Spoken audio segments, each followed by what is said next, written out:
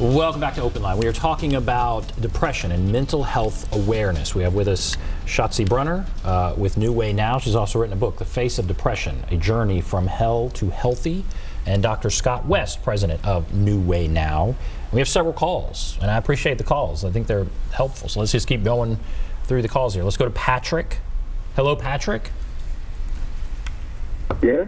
Go right ahead. What's on your mind? Good evening, and thank you so much for having this program. It's just critical.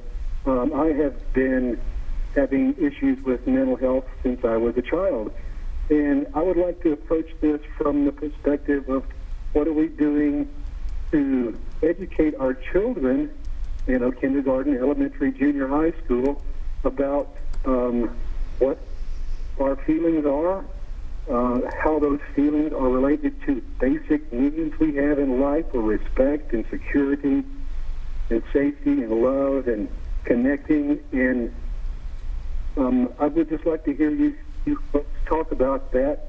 I've been practicing a little bit with nonviolent communication, and it has helped me tremendously.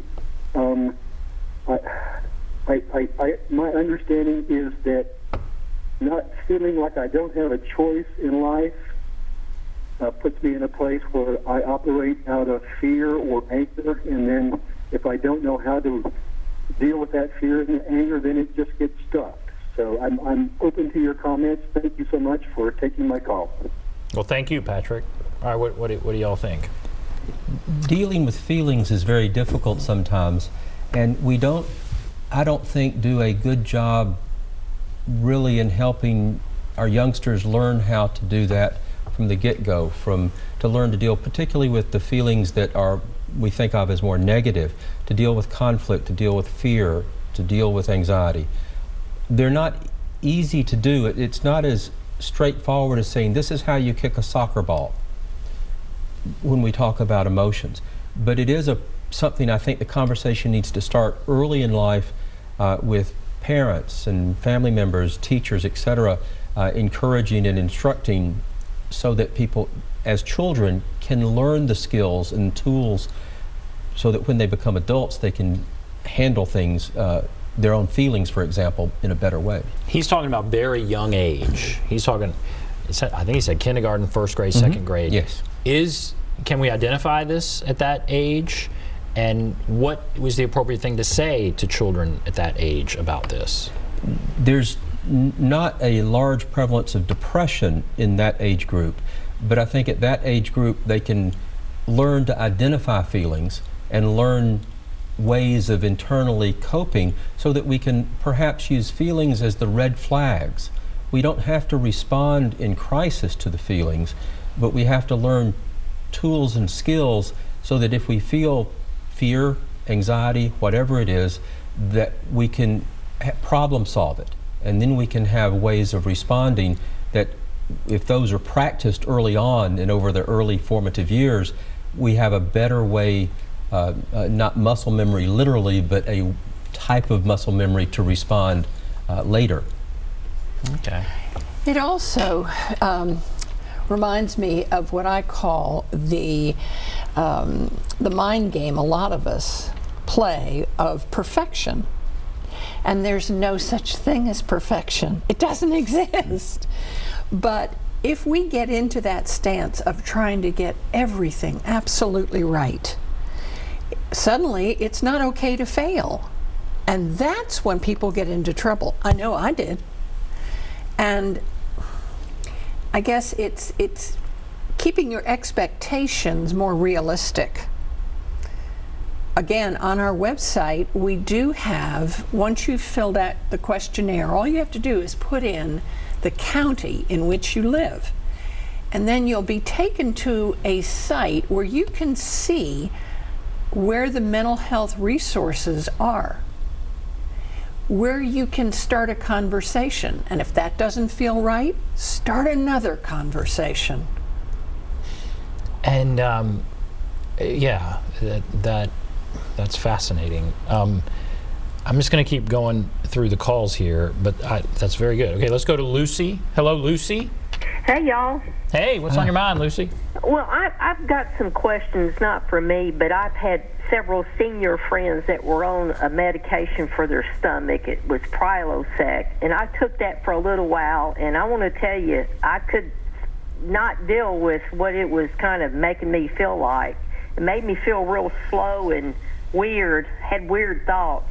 But my question is, a lot of people don't know that some medications cause depression, and if you have covered this, I apologize, I tuned in late, but what I'm curious about is when you get older and say you have progressive heart disease and you're not getting enough oxygen to your brain, does that not cause depression? And if so, would y'all's treatment, the way y'all treat people, I think if I remember you from the last show, you did a special brain treatment with the magnetism or something like that, with the hemispheres or something. But would your treatment help somebody that's getting older, maybe has progressive heart disease or a little hypoxic? Would that help with their depression? Let me hang up and listen to what y'all have to say off the line, okay? Thank you, Lucy. There are a couple of ways to approach that, I think. One, and the first, is to talk about the evaluation. When someone has depression, there are medicines that seem to cause depression, at least in some individuals, not necessarily everyone. We see that in the commercials on TV a lot when they're talking about the medications, and they talk real fast and say, let your doctor know if you get depressed or if you have a history. So you want to be aware of, make your clinician aware of the medicines you take, because you want to review that. Medical conditions also can cause depression. We know that there's a large amount of depression in people who have multiple medical illnesses.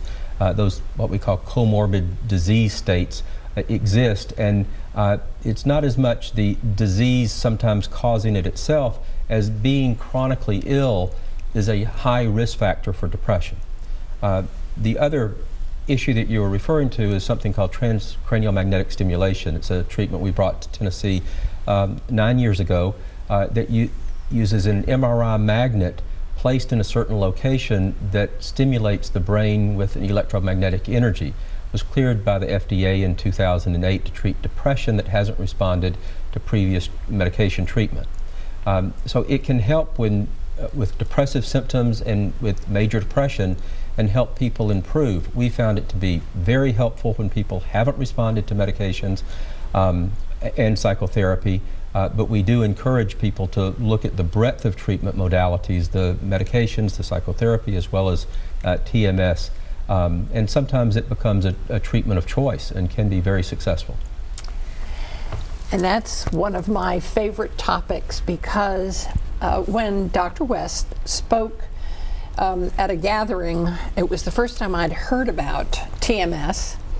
And so I went up to Dr. West and asked him more about it. And over the next week or two, through speaking with my doctor in Atlanta, it was decided I was a good candidate for this, even though I was medicated.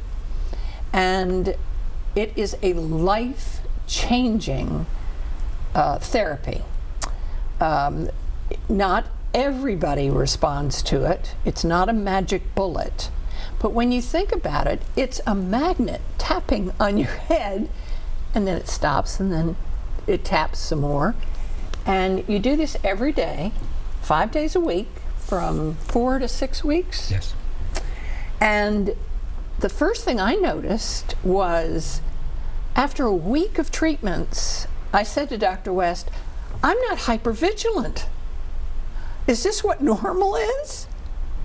Because it was the first time I had ever, that I could remember, feeling like I didn't have to be on guard, that something, you know, might happen that I'd have to respond to. And the changes that then take place, it's a remarkable therapy. As Dr. West said, it's been FDA approved for years, and in fact it has more data behind it than many of the medications that people are taking. And what is the premise of it? What does it do? It does what? Transcranial magnetic stimulation, or TMS, uses a magnet that creates an electromagnetic field. That electromagnetic field stimulates the brain. It activates the neurons in the brain, causes what's called an action potential. We have to find the right location, the right amount of energy to use, and when we do that, what we find is the repetitive pulsing and repetitive stimulation of the brain causes an increase in metabolic activity in the area of the brain and central areas of the brain that the neural circuits go to. It increases the transmission of neurotransmitters. It increases the connectivity with those circuits. And when the protocol calls for 20 to 30 treatments over the course of a number of weeks. And when that happens, over 60% of people get well. Is it expensive? It is. It's not inexpensive. 95% of insurance companies now cover it. They didn't when it started, but they've seen the benefit of it and have wisely, I think, started covering it. Okay. All right, we're going to take a break. Well, if you're on the line, hold on, and we will take your call. Take a break, be back right after this.